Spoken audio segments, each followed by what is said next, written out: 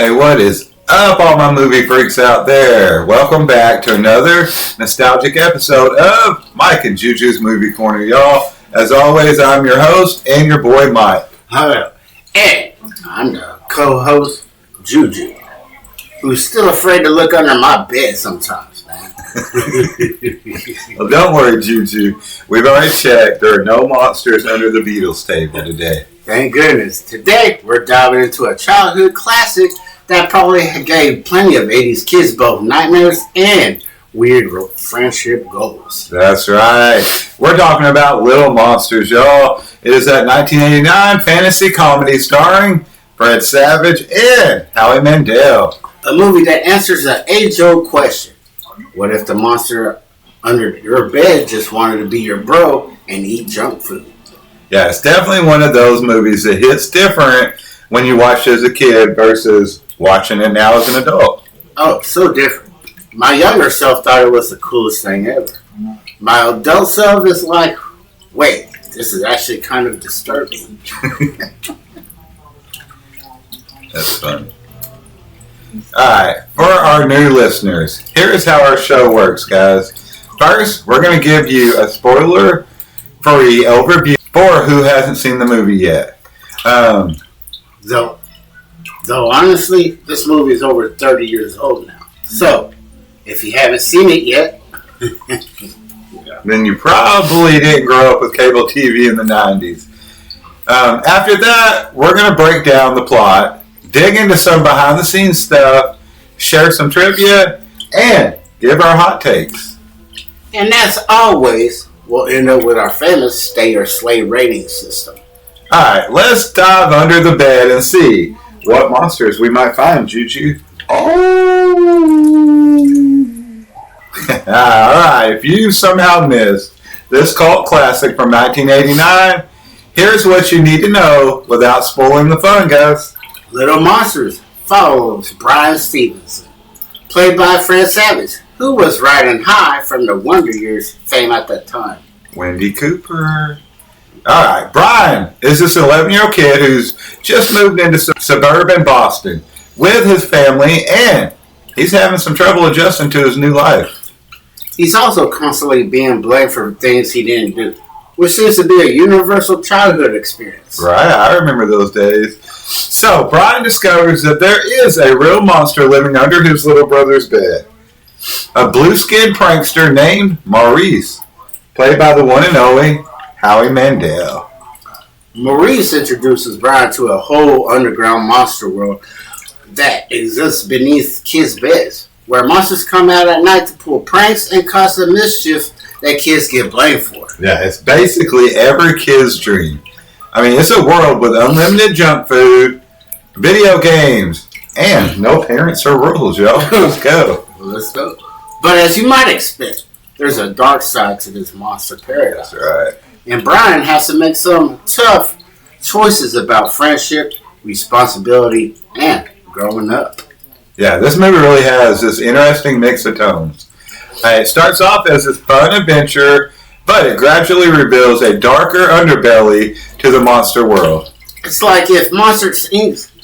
had an older brother who listened to a lot of heavy metal. That sounds like my older brother.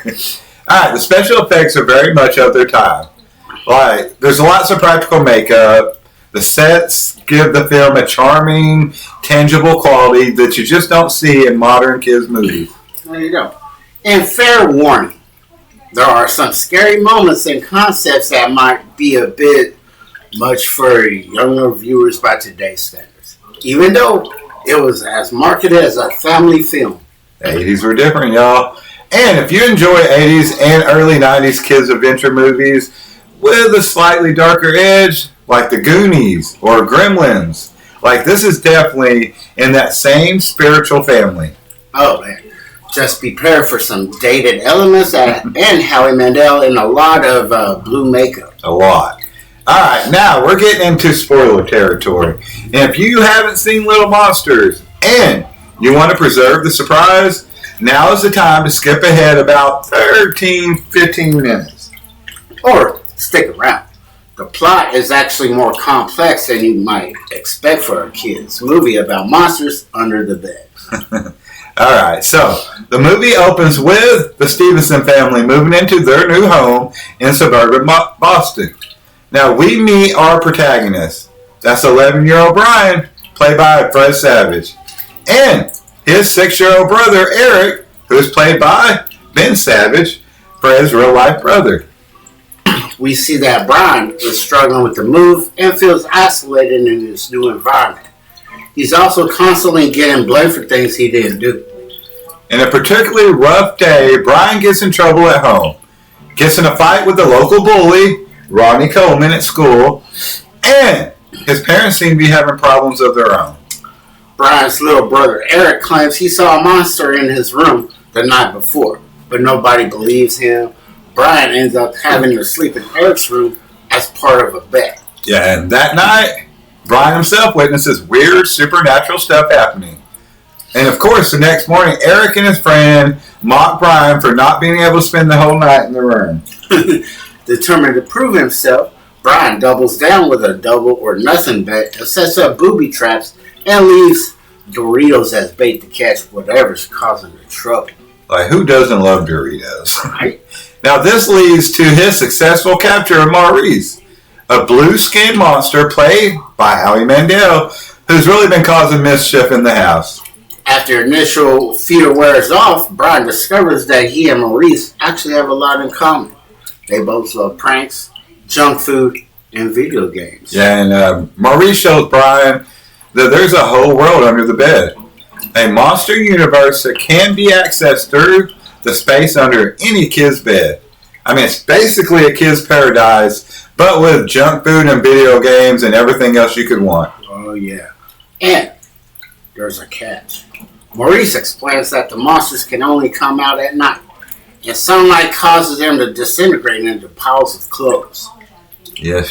So Brian starts hanging out with Maurice that night, and they go on a lot of adventures pulling pranks on people, particularly Ronnie the bully, the peeing in the apple juice, the cat litter sandwich. So let's go. But during his normal life, Brian also becomes friends with this girl named Kirsten. We soon learn that there's a darker side to the monster world. All the monsters are actually former children who stay too long in the monster world and transform. And the longer Brian stays in the monster world, the more he starts transforming himself as well. Yeah, guys, and there's this really sobering moment when Brian witnesses Maurice destroying Kirsten's science project. And that causes her to get an F on the project. I mean, it's a real wake-up call that the monster pranks can have real consequences. Things get even darker when Brian accompanies Maurice and other monsters to scare a baby, which Brian finds cruel. When he opens the door to expose the monsters to light, he discovers to shrink when hit by light as well. He's transforming into a monster himself. Yeah, his own body starts to shrivel up. And realizing this danger, Brian tries to protect his family and goes around the house sawing off all the legs of all the beds in the house. That way the monsters can't get through, right? But, hey, it's too late. And his little brother, Eric, gets kidnapped by a monster named Snick through the couch bed in the living room. Now, Brian has to mount a rescue mission. He enlists the help of his friends Todd and Kirsten, arming themselves with flashlights and other light sources to fight off the monsters. Yeah, and they go on this journey through the monster world, using their lights to zap monsters along the way. And they eventually reach the master staircase where Boyd, the ruler of the monster world, lives. Boyd, who's basically the big head, offers to release Eric and Brian's friends if Brian agrees to fully transform into a monster. When Brian refuses, they're all thrown into the dungeon with Maurice. Yeah, in a clever escape, though, they use light to turn Maurice into a pile of clothes and then slide him through the door crack so he can free them from the outside. Rearmed with stronger lights and joined by former bully Ronnie, they face off against Boyd and manage to defeat him while Snick, the monster kidnapped Earth explodes into pieces, man. That's right. And just when they think they've won, hey, they realize they can't get home because the sun has risen. And if they don't get back to the human world by sunrise, you already know they're all going to turn into monsters permanently. Man. And what has to be the most creative use of time zones in the kids' movie? Yeah, right. They travel through the monster world from the East Coast to Malibu, where the sun hasn't even risen yet. Yeah, smart thinking. And before we turn to the human world, Brian gets to have this emotional goodbye with Maurice, who gives Brian his leather vest as a memento, and he promises that he'll meet him again someday. The movie ends with the kids running to a payphone in Malibu to call their parents and explain their cross-country journey, leaving us to imagine how that conversation went. Right. Hi, Mom. We're in Malibu. No, we didn't run away. We were kidnapped by monsters. But hey, it's cool. We're friends now. That's going to be a fun explanation on that one. Right?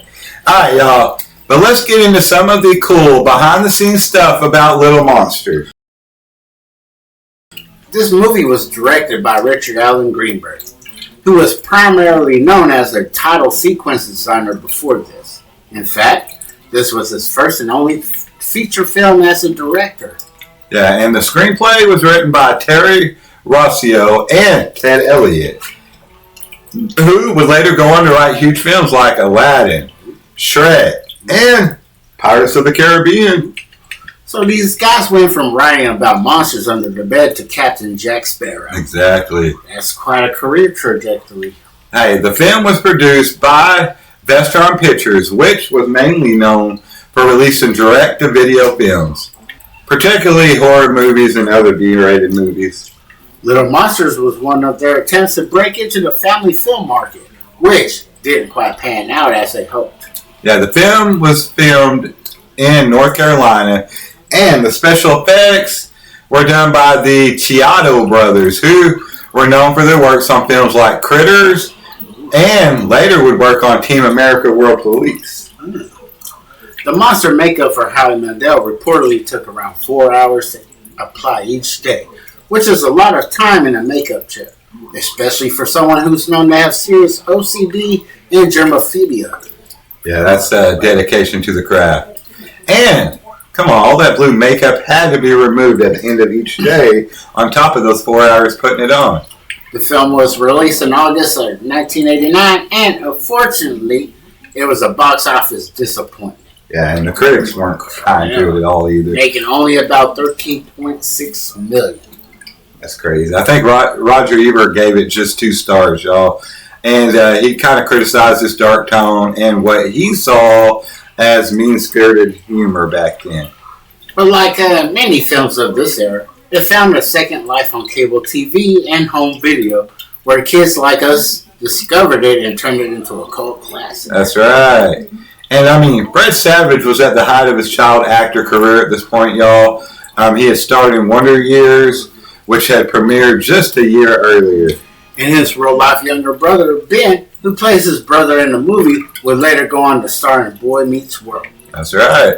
And this movie also features a young Frank Whaley, who plays a monster named Boy, and would later appear in films like Pulp Fiction and Swimming with Sharks. And for the music fans, the film's score was composed by David Newman, who scored over 100 films, including Matilda, Galaxy Quest, and Serenity. Alright, y'all, Little Monsters was actually supposed to have a soundtrack album released, but it fell through when a Vestron Pictures faced bankruptcy. Wow. But the movie did feature some notable songs, though, including Road to Nowhere by the Talking Heads over the end credits. Fun fact, the Monster World sets were massive and elaborate, with the production design team creating this surreal playground environment. Yeah, and it was supposed to represent a child's paradise turned slightly nightmarish, you know? Yeah. And despite its family-friendly marketing, the film has some surprisingly adult humor and themes that definitely flew over our heads as kids. Absolutely. I mean, if you go back and watch it now, there are jokes and references that make you go, how did they get away with that in a kids' movie? Different times, my friend. The standards for children's entertainment were way different in the late 80s. Hey, and one last production note. The original cut of the film was reportedly quite a bit darker, with more emphasis on the horror elements. Man. They toned it down to aim for a PG rating, but you can still feel that darker edge throughout the film. Yeah, definitely. Alright, y'all, it is time for some random trivia that'll make you the hit of any Little Monsters viewing party. All three people attending will be super impressed. Alright, first up, y'all, the film was actually shot in North Carolina, not Boston, where it is set. Most of the suburban scenes were filmed in Wilmington. The underground Monster World scenes were filmed on massive sound stages at DEG Studios in Wilmington, which was one of the largest studio complexes on the East Coast at that time. Yeah, and Howie Mandel was specifically chosen for the role of Maurice because of his manic energy and improvisation skills with his stand-up comedy background. Oh, yes. And apparently, he improvised a lot of his dialogue, which explains why Maurice has that chaotic energy throughout the film. Yeah, and that blue makeup that he wore was actually quite problematic for him, he said. It gave him his well-documented struggles with OCD and germophobia. He's talked in interviews about how challenging it was to deal with the extensive makeup process every day. Fred Savage and Howie Mandel reportedly got along great on set, with Mandel taking on a sort of mentor role to the younger actor. Let's go. Which is ironic considering their characters' relationship in the film follows a similar dynamic. Yeah. And the character of Boy, the ruler of the monster world, was played by Frank Whaley, who was only 26 at the time, but already had roles in films like Field of Dreams. And Boy was likely a nod to Peter Pan, another story about a child who doesn't want to grow up. That's right. The monster world sets were heavily influenced by German expressionist cinema with their exaggerated angles and surreal landscapes. I mean, you can definitely see some Tim Burton influence in this production design, which makes sense given that Burton's Beetlejuice had been released just a year earlier. Speaking of influences, the movie has a lot in common with Where the Wild Things Are, the classic children's book about a boy who escapes to a monster world. I mean, the concept of monsters coming out at night to cause mischief was actually a plot point in a Twilight Zone episode from 1959, and it was called The Monsters Are Due on Maple Street. Oh, that's a clever one. Though, that episode had a much darker social commentary about paranoia and prejudice. Yeah, and the film's release was somewhat overshadowed by the much bigger family films of that summer of 1989. You had stuff like Indiana Jones and The Last Crusade, Honey, I Shrunk the Kids, and don't forget Batman. Oh, yeah. Talk about tough competition. No wonder it didn't make a huge splash at the box office. Right. Hey, in 2023, though, David Newman's complete score for the film was finally released on vinyl by Enjoy the Ride Records. Man, over 30 years after the movie came out. Yeah. Better late than never for soundtrack collectors, man. Right. And despite this film's cult status, y'all, it has never received any special edition releases with director commentaries or any behind-the-scenes features. A shame for fans like us who would have loved to learn more about the production. 100. And there were apparently some early discussions about a sequel, but, I mean, after that poor box office performance, I'm sure those plans were shelved very quick. Probably for the best. Some films are just meant to be a standalone experience. Right, I couldn't imagine the second part. Hey, the movie was actually rated PG, y'all, despite having some content that would likely push it into PG-13 territory by today's standards. The MPAA was definitely more lenient about what constituted a family film back then. Alright, y'all. But let's talk about the legacy of Little Monsters, because I think this film has had a real interesting afterlife. It's definitely one of those movies that wasn't appreciated in its time, but has developed a dedicated cult following over the years. Exactly. And while it bombed at the box office, it found new life on cable TV and those VHS rentals becoming a staple of 90s childhood viewing. Man, it's one of those movies that an entire generation remembers watching, but can't quite remember where or when they first saw it. Right? Alright, the film occupies this interesting space in the kids' movies with darker undertones genre that was really popular in that late 80s and early 90s period. It's in good company with films like The Goonies, Gremlins, The Witches, and Return to Oz. Movies that weren't afraid to scare kids a little bit. Yeah, right? And there's something about that era of filmmaking that trusted children to handle darker themes and imagery. Today's family films tend to be a lot more sanitized in comparison. Alright, y'all. Little Monsters also captures the specific anxiety of childhood. I mean, the fear of what's under the bed, but it also the fantasy that there might be something magical there. And it deals with real issues kids face. Being blamed for things you didn't do. Feeling isolated after moving to a new place. Parents fighting, making new friends. Yeah, this film has some surprisingly deep themes about responsibility and growing up when you look beyond those monster pranks and a lot of junk food. Maurice is essentially running away from adulthood by living in his consequence-free monster world, while Brian has to learn that actions have consequences. Ain't that the truth? And that's probably why the film resonates with adults who watched it as kids. Like, we can now see layers to it that we probably missed when we were younger. The film also has some interesting parallels to later works. You can see echoes of it in movies like Monsters, Inc.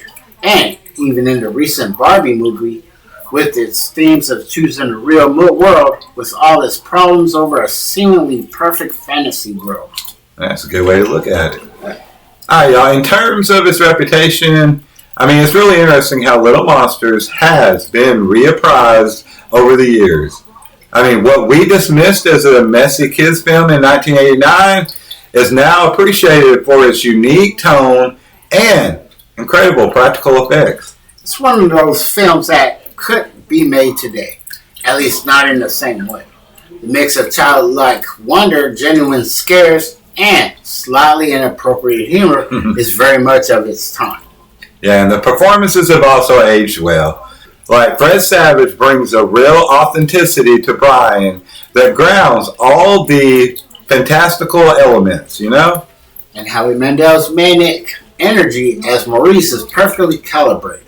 He's annoying enough that you understand why he's been a problematic friend, but charming enough that you get why Brian is drawn to him. Definitely. We all had that friend. Hey, this film has had something of a renaissance in recent years as well, with the rise of 80s and 90s nostalgia and streaming platforms making it available to all new audiences.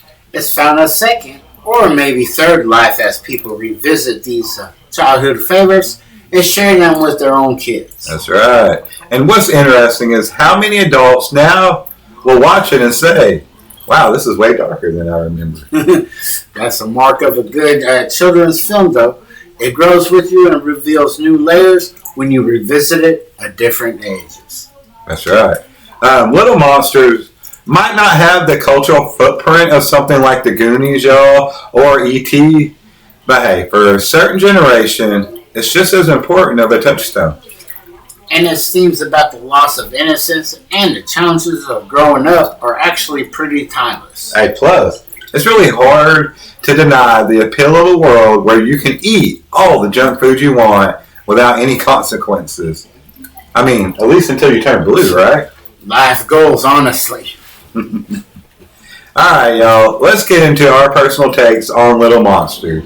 Now, Juju, what stands out to you about this film after all these years? For me, it's the perfect example of a movie that hit differently when I was a kid versus watching it as an adult. As a kid, I was all about the monster world and thought Maurice was the coolest. As an adult, I'm like, this dude is terrible influence, man. You're right. Like, Maurice is essentially that friend your parents warned you about who would get you into all kinds of shit. Man, I should have listened. But I also appreciate how the film doesn't talk down to the kids. Right. It It acknowledges that childhood can be tough and unfair, and sometimes adults don't believe you when you're telling the truth. Right? And I mean, that's such a universal childhood experience. Like being blamed for something you didn't do, or not being believed when you're telling the truth. I mean, that's all of us. My favorite scene has to be when Brian first discovers the monster world.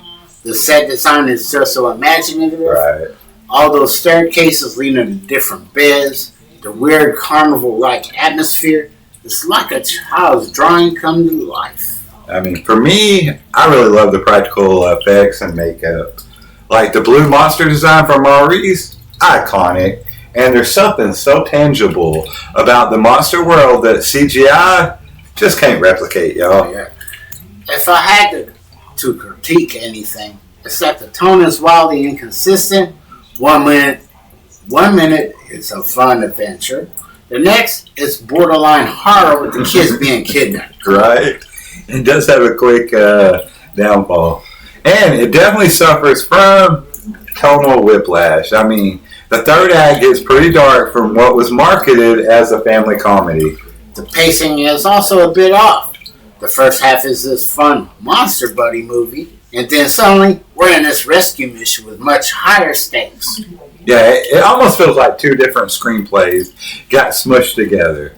Like, kid befriends monster under bed, and kid battles evil monster king. That said, I appreciate that they were willing to go to some darker places. Definitely. Kids' movies today often feel too safe by comparison. Yeah, and I also think Fred Savage does not get enough credit for his performance in this. I mean, he grounds all the fantasy elements and makes Brian feel like a real kid, y'all. Absolutely. He has to carry so much of the emotional weight of the film, and he does it really well, right. Especially for a child actor. All right, so on our famous rating scale, where do you rate this one? I'm giving it a solid stay for its creativity, practical effects, and willingness to get weird. But with the caveat that it's definitely a product of its time. Yeah, I mean, I agree. I'm also going to give it a stay or 2 thumbs up, whatever you want to say on this one. I mean, it's got that perfect blend of nostalgia and genuine craftsmanship that makes it worth revisiting. It's a film that captures a specific moment in kids' entertainment. That sweet spot between wholesome 80s adventure and edgier 90s attitude. Yeah, and for all its flaws, there's really nothing quite like it in a modern children's cinema, you know? So for anyone who hasn't seen it, it is worth tracking down. I mean, absolutely. Especially if you have fond memories of similar films from that era. I mean, this is for you. But be prepared for some tonal whiplash and those dated elements. And maybe don't show it to very young kids unless you want them checking under their beds for blue monsters every night. All right, y'all. So there you have it. Little Monsters gets our stay rating. A flawed but fascinating time capsule of the late 80s children's cinema. All right, that wraps up our deep dive into Little Monsters. From monster makeup to all those under the bed adventures. Before we go, let's remind everyone to like, subscribe, and hit that notification bell so you don't miss our next episode. That's right, y'all. And as always, I'm your boy and your host, Mike. I'm your co-host, Juju. Check out our main channel where this comes out on, Mike and Juju Smoke Room. Let's go. Please do.